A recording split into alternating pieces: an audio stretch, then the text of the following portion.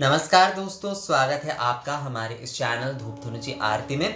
दोस्तों, सरस्वती पूजा के नैवेद्य, भोग, भोज्य और जो है धूप नैवेद्यम आदि के ऊपर आप लोगों का कई सारा सवाल आया है और ख़ासकर जो है कुलाचार में कई लोगों की अपनी-अपनी भोग परंपरा प्रचलित है, उनके बारे में भी वो थोड़ा कन्फ्यूज़ हो जाते हैं कई समय। तो ये विषयों को लेकर भी जो है आज हम इस वीडियो में जो है ना बातें करेंगे, आलोचना करेंगे और मुझे लगता है ये इस वीडियो के बाद जो है आप लोगों को कई सारे विषयों के ऊपर समझ आ जाएगा।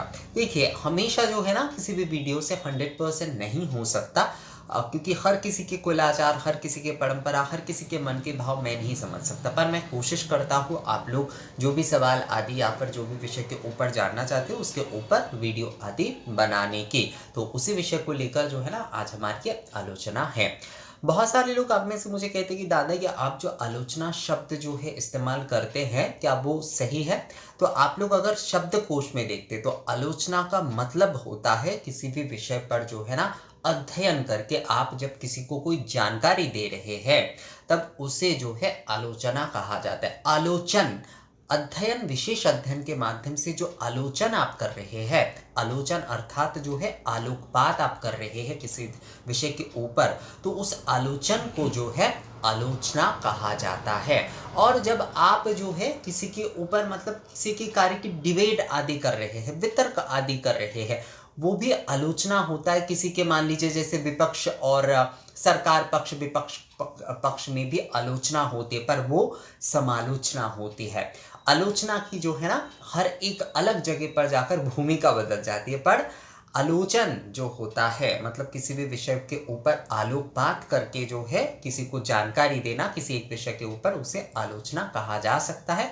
इसमें शब्दकोश के हिसाब से जो है, यानी कि हमारे हिंदी शब्दकोश की अगर आप देखें तो उसमें इसका पूरी तरीके से समर्थन है। किसी भी प्रकार का कोई गलत शब्द ये नहीं है। आलोचना शब्द आप इस्तेमाल कर सकते हैं। समालोचना जो है वो विशेष जगहों पर ही इस्तेमाल होगा। वो भी आलोचना है वैसे तो, पर उसका इस्तेमाल जो है वो विशेष क्षेत्र में होगा।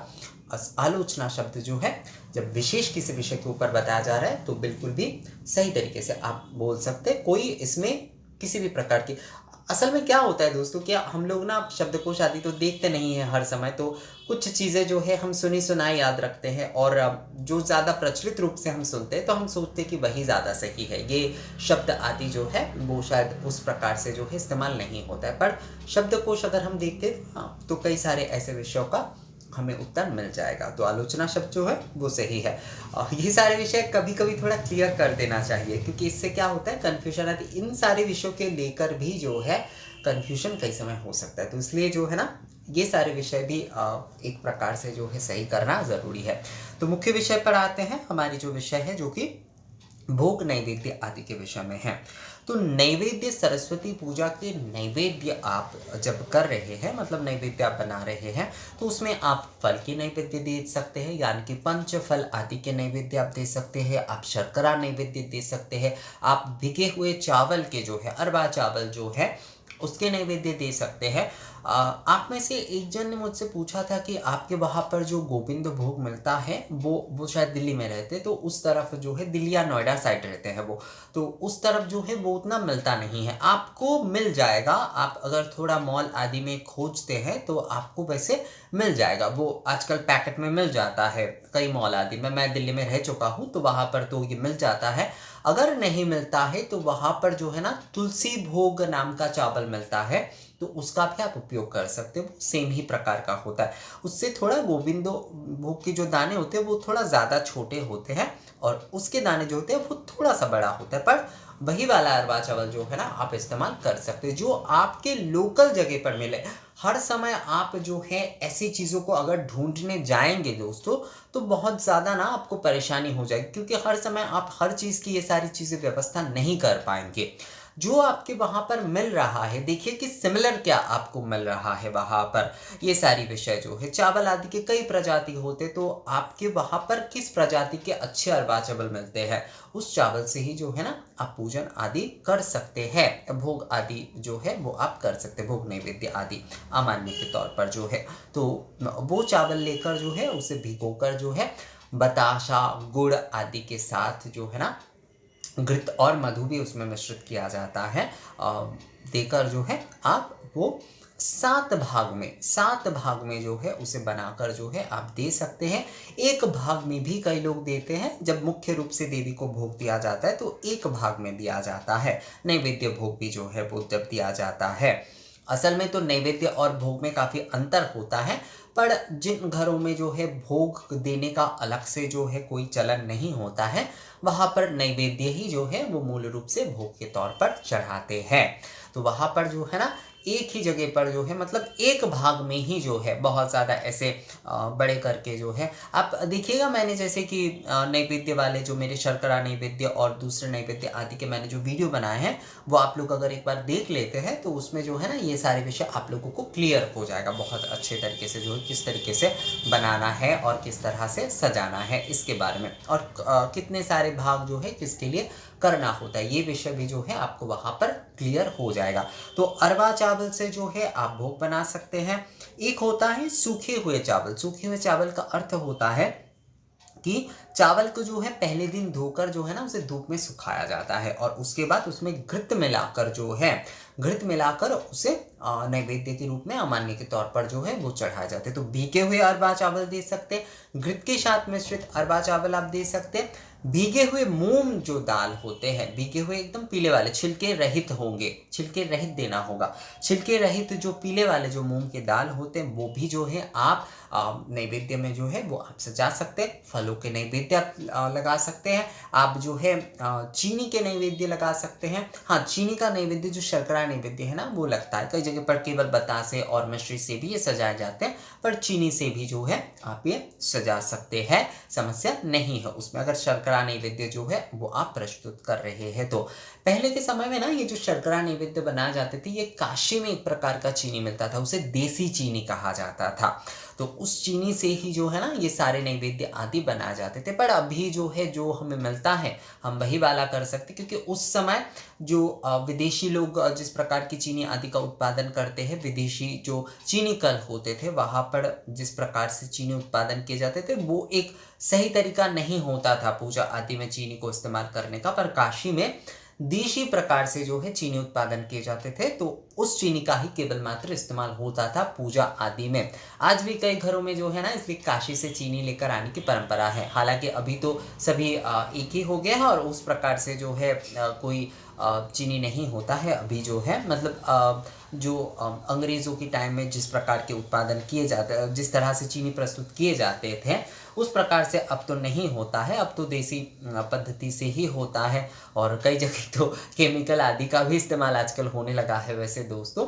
तो आप चाहे तो चीनी से भी कर सकते हैं, अगर शर्करा नैवेद्य आप कर रहे हैं। आप चाहे तो मिश्री से भी कर सकते हैं, बताशा और गुड़ आदि से भी ये सजाया जा सकता है। तो नैवेद्य में हो जाता है फल का नैवेद्य, भीगे हुए अरवा चावल का नैवेद्य, घृत मिश्रित जो है चावल का नैवेद्य, सूखा चावल होगा, पहले दिन धोकर जो है उसे आपको सुखा लेना है। आप जो है एक सप्ताह पहले भी उसे सुखाकर जो है ना, धोकर सुखाकर जो है उसे डब्बे में भर के आप रख सकते हो। उसमें पानी नहीं होना चाहिए, नहीं तो खराब हो जाएगा दोस्तों। तो सूखे हुए चावल जो है वो घृत के साथ आप दे सकते हैं। अब भीगे हुए मूंग के दाल के जो है आप दे सकते हैं, और शर्करा नैवेद्य आदि ये आप दे सकते हैं। और इसके साथ साथ जैसे कि नारियल के लड्डू और जो मुड़की आदि का जो भोग होता है, मुड़की आदि और नारियल के लड्डू यानी कि खील, बताशा, मुड़की, नारियल लड्डू, ये सब कुछ जो भोग होता है इसे रचना भोग कहा जाता है। तो ये भी जो है आप माँ सरस्वती को चढ़ा सकते हैं।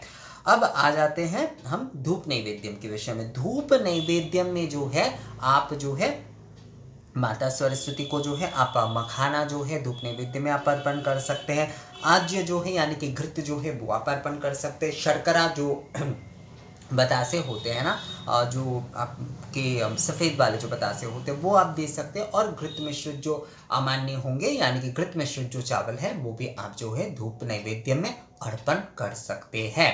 माता सरस्वती को आप जो है मखाने आदि, बहुत सारे लोग सोचते हैं कि मखाने आदि जो है वो खीर बनाकर जो है केवल मात्र अर्पण करना चाहिए। ऐसा नहीं है, मखाने का बहुत प्रकार से इस्तेमाल होता है। आप धूपाग्नि में भी जो है धूप नैवेद्य में अगर दे रहे हैं तो उसमें जो है आप मखाने जो है वो आप घृत के साथ मिश्रित करके दे सकते हैं दोस्तों। ये बहुत ही अच्छा होता है अगर आप धूप नैवेद्य में ये इस्तेमाल करते हैं तो। अब आ जाते हैं भोज्य के विषय में। भोज्य में जो है, भोज्य में क्या देना होता है असल में, जो लोग असल में क्या होता है, भोज्य तभी दिया जाता है ज़्यादातर घरों में जिनके घरों में पके हुए अन्न या फिर इस प्रकार का कोई भोग देने का चलन नहीं है, वहाँ पर जो है वो ज़्यादातर भोज्य देते हैं। भोज्य में जो है हर प्रकार की सब्जी आदि वो गोटा दिया जाता है, चावल दाल मसाले आदि सभी कुछ जो है वो सजाकर जो है ना माँ के सामने दिया जाता है। मध्याह्न आदि भोग जब होता है उस समय जो है ये संपूर्ण कच्चे जो भी सारे होंगे और गोटा जो है वो संपूर्ण सजाकर जो है वो माँ के सामने दिए जाते हैं और उसके बाद उसका प्रसाद बनाकर सभी में जो है वो बांटा जाता है। तो ये हो जाता है भोज्य जो है। इसे अमान्य भोज्य कहा जाता है, अमान्य भोज्य, क्योंकि यहाँ पर सभी चीज़ें जो है वो गोटा दिया जाता है। बहुत सारे लोग भोज्य आदि नहीं देते हैं, उस जगह पर केवल गोटा फल दे देते हैं। भोज्य अलग से इतना बड़ा आयोजन वो नहीं कर पाते सब्जी आदि के साथ, तो वहाँ पर वो गोटा फल जो होता है वो केवल मात्र देते हैं और बताशा आदि जो है वो अर्पण कर देते हैं। क्योंकि हर घर में जो है भोग पकाकर देने का चलन नहीं होता है, हर किसी के कुलाचार में ये नहीं होता है, तो इसलिए वहाँ पर इस प्रकार से नैवेद्य देने का चलन है दोस्तों। अब जो है हम भोग के विषय में आते हैं। भोग के विषय में जो है, देखिए भोग के विषय में मैं असल में जो है कुछ भी नहीं कहता हूँ, कभी भी किसी से कुछ नहीं कहता हूँ। नैवेद्य के विषय में भी मैं बहुत कुछ नहीं कहता हूँ, मैं हमेशा धूप नैवेद्यम के बारे में ही ज़्यादातर कहता हूँ, क्योंकि जैसे मैं अब मेरे घर के जो है धूप नैवेद्यम आदि देने का चलन है और धूप में ही धूपाग्नि में ही जो है सभी ये जो सामग्री रूप आप सामग्री और ये जो भी सारे अमान्य आज्य ये सारे वस्तु जो है वो धूपाग्नि में अर्पण करके दिया जाता है। तो नैवेद्य भोग आदि का हर किसी के घर में अपने अपने चलन होता है, इसलिए जो है मैं इसके ऊपर ज़्यादा बातें नहीं करता हूँ, क्योंकि हमारा चैनल जो है धूप धनुषी आरती है, तो धूप नैवेद्यम आदि के बारे में बताना जो है वो मेरा कर्तव्य होता है दोस्तों। और क्योंकि मुझे इसके बारे में जानकारी है तो मैं इस बारे में आप लोगों को बताता हूँ। तो भोग जो है आपको अपने कुलाचार को फॉलो करते हुए ही देना है। अगर आपके घर में जो है अन्न आदि देने का चलन है तो आप माता सरस्वती को चावल सब्जी दाल वगैरह जो कुछ भी है वो आप दे सकते हैं, और उसके साथ साथ आप जो है मखाने की खीर बना सकते हैं, आप जो है छानर पायस जिसे कहा जाता है वो आप बनाकर दे सकते हैं, चावल के ये जो खीर है वो आप बनाकर दे सकते हैं। और कई घरों में अपनी अपनी, जैसे कि किसी के घर में बनता है इस समय, आप में से कई लोग शायद नहीं सुने होंगे इसके नाम, जो है उसे दूध पुली कहा जाता है। ये बंगाल की तरफ दिए जाते हैं इस समय जो है सरस्वती पूजा के दिन माता सरस्वती को भोग में लगाया जाता है। दूध पुली आदि जो है ये भोग में लगाया जाता है। तो ये एक प्रकार से खीर ही होता है पर थोड़ा दूसरे टाइप से बनता है। तो आप जो है भोग में जो है आप चावल दे सकते हैं, आप पके हुए चावल जो है यानी कि अन्न जिसे कहा जाता है, अन्न परमान्न खिचड़ी दे सकते हैं आप जो है 5 प्रकार के जो बैंगन आलू आदि इस प्रकार के जो भाजा कहा जाता है हमारे यहाँ पर। असल में क्या होता है ना, ये सारे शब्द हमारे यहाँ पर इतना कॉमन नाम से जाना जाता है, तो मैं जब भी आप लोगों को बताने जाता हूँ कि जो भुजा हुआ जो बैंगन है आलू है ये सब कुछ जो है, तो हमेशा भाजा शब्द ही पहले याद आ जाता है। तो ये सारी चीज़ें जो है आप चढ़ा सकते हैं। 5 तरह की सब्ज़ी जो है सब्ज़ी बनाकर आप चढ़ा सकते हैं, और उसके साथ साथ जो है अगर पूरी सब्ज़ी आदि भी आप देना चाहते हैं, यानी कि अन्य भोग नहीं देकर आप जो है पूरी सब्ज़ी आदि का भोग देना चाहते हैं, तो उसमें भी आप पूरी सब्ज़ी दाल खीर ये सब कुछ जो है वो आप चढ़ा सकते हैं।